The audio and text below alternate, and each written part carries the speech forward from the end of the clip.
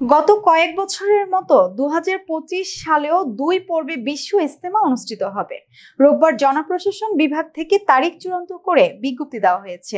আগামী বছরে 31 জানুয়ারি থেকে 2 ফেব্রুয়ারি পর্যন্ত বিশ্ব ইজতেমার প্রথম পর্ব ও 7 থেকে 9 ফেব্রুয়ারি দ্বিতীয় পর্ব অনুষ্ঠিত হবে। টঙ্গীর তুরাগ নদের তীরে ইজতেমার প্রথম পর্ব জুবায়ের পন্থীদের অধীনে ও দ্বিতীয় পর্ব সাদ পন্থীদের অধীনে অনুষ্ঠিত হবে। উল্লেখ্য, 1967 সাল থেকে টঙ্গীর তুরাগ নদের তীরে বিশ্ব ইজতেমা অনুষ্ঠিত হয়ে আসছে। বিশ্বের নানা প্রান্ত থেকে মুসলমানরা তাবলিগ জামায়াতের এই সমাবেশে অংশগ্রহণ করেন। আমাদের ভিডিওটি ভালো লাগলে অবশ্যই আমাদের ইউটিউব চ্যানেলটি সাবস্ক্রাইব করে পাশে থাকা বেল আইকনটি বাজিয়ে দিন। এছাড়া আমাদের ফেসবুক পেজে লাইক দিয়ে পাশে থাকুন। ভিজিট করুন আমাদের ওয়েবসাইট। ধন্যবাদ।